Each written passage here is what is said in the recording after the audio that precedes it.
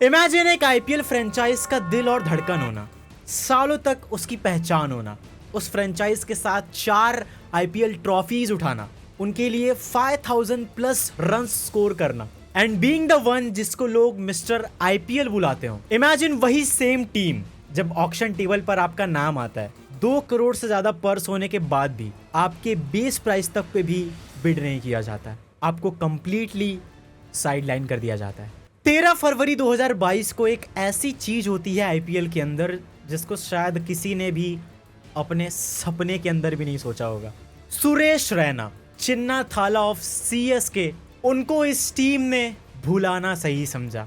MS Dhoni की CSK ने उन पर बिड तक नहीं किया। सालों साल बनाई गई उनके साथ वो मेमोरीज सब कुछ एक पल में भुला दी। क्या सुरेश रैना का फॉर्म एक्चुअली में इतना बुरा था कि सीएसके को उनको इग्नोर ही करना पड़ गया, या फिर this was the biggest betrayal in the IPLs history? उसे समझने के लिए हमें यह समझना पड़ेगा कि सुरेश रैना इस सीएसके में उनका क्या रोल था। सुरेश रैना कोई रैंडम आईपीएल प्लेयर नहीं थे, वो चेन्नई के सीएसके के इंजन थे जो हमेशा इस येलो गाड़ी को चलाए रखते थे फॉर 11 कंसेक्यूटिव सीजन्स।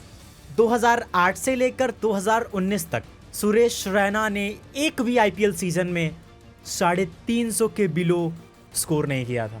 ये एक रियल लाइफ आयरन मैन था जो सीएसके के लिए लगातार 158 गेम्स खेला था before finally missing a match in 2018 due to a injury.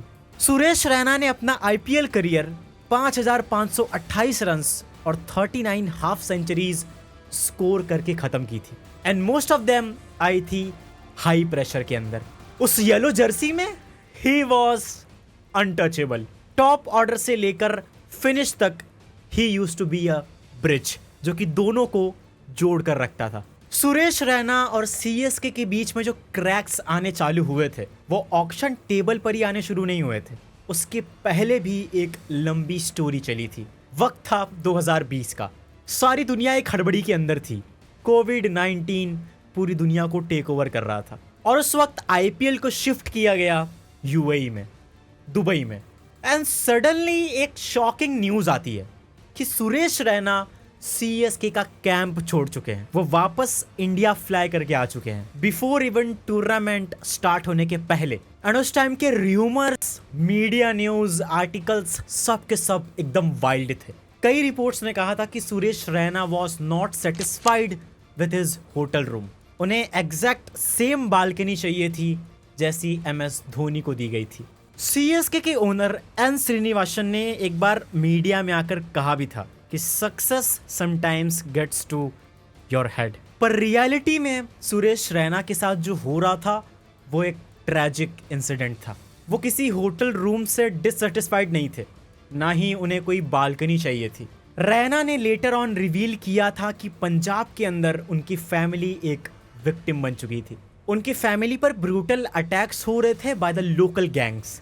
उनके अंकल और उनके कजन्स को मार दिया गया था और उनकी आंट को एक बहुत ही क्रिटिकल कंडीशन में छोड़ा गया था। तो सुरेश रैना ने आईपीएल के अबोव अपनी फैमिली को चुना। उस वक्त उन्हें वही सही लगा। उन्होंने मैनेजमेंट को बोला, पर उस टाइम काफ़ी स्ट्रिक्ट क्वारंटीन रूल्स चल रहे थे, जिसका मतलब ये था कि आप कभी भी मन चाह के अपने घर पर जा नहीं सकते ना आ सकते, सब कुछ एक प्रोसीजर के अकॉर्डिंग करना पड़ता था।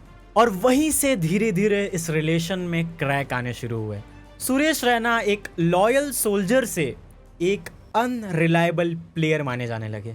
पर रैना ने इवेंचुअली 2021 के आईपीएल सीजन में कमबैक किया, पर धीरे धीरे उनका वो मैजिक फेड हो चुका था।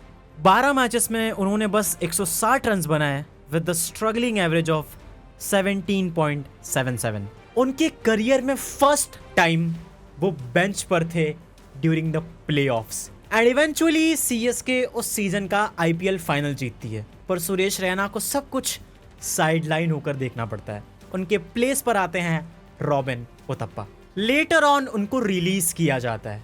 2022 का मेगा ऑक्शन आता है, पर हर किसी को उम्मीद थी कि सीएसके सुरेश रैना को कभी नहीं छोड़ सकती, वो कुछ भी करके उसे वापस लेकर आएंगे।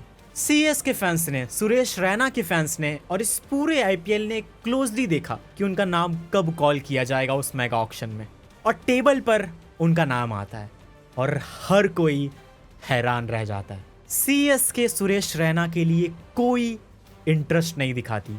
सीएसके के सीईओ काशी विश्वनाथ ने लेटर ऑन ये बताया था कि रैना एक ग्रेट सर्वेंट थे, बट वो सिंपली हमारी टीम कंपोजिशन में फिट नहीं बैठ पाए। और फैंस ये देखकर चौंक गए थे क्योंकि सीएसके के पास पर्स बचा था।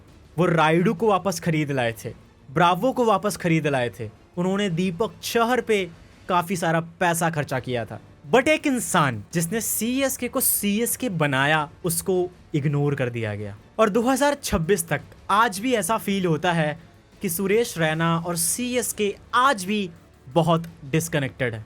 रिसेंटली सुरेश रैना ने प्रिडिक्ट किया था कि एमएस धोनी एमआई के अगेंस्ट वाला मैच खेलेंगे और सब ने उनकी बात पे ट्रस्ट भी किया था क्योंकि he is Suresh Raina, the legend of CSK.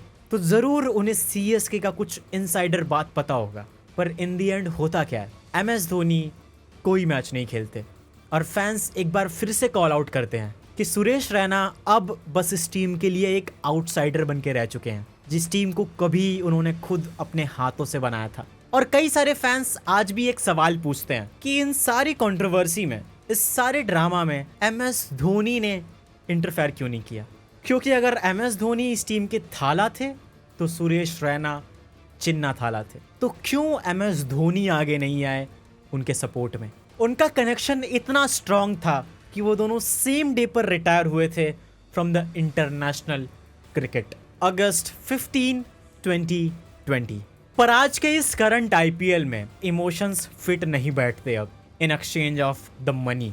और ये हमने कई टीम्स के साथ देखा, एमआई का रोहित शर्मा को हटाना और उसके पहले भी एसआरएच का डेविड वार्नर को हटाना। ऐसे कई सारे बिट्रेयल्स आईपीएल में हो चुके हैं, हो रहे हैं और होने वाले भी हैं। आज के टाइम पर टीम्स स्ट्रैटेजीज पर ध्यान देती हैं, नंबर्स पर ध्यान देती हैं, ना कि एक प्लेयर के नाम पर, ना ही उस प्लेयर से जुड़े उनके वो इमोशंस पर। एंड मुझे सबसे गलत क्या लगता है पता है? कि सुरेश रैना को इतना कुछ करने के बावजूद भी एक फेयरवेल मैच तक नहीं दिया गया, ना ही उनके उन कॉन्ट्रीब्यूशंस के लिए उनको सम्मानित किया गया। जस्ट कुछ मॉडर्न स्प्रेडशीट्स, स्टैट्स और डेटा की वजह से उन्हें कंप्लीटली भुला दिया गया। जाते जाते मैं तुमसे ये सवाल करते जाऊंगा कि सुरेश रैना के फेल होने के बाद, जस्ट एक सीजन फेल होने के बाद, क्या अगले सीजन सीएसके मेगा ऑक्शन से उन्हें वापस ला सकती थी या फिर नहीं ला सकती थी? Let me know in the comments.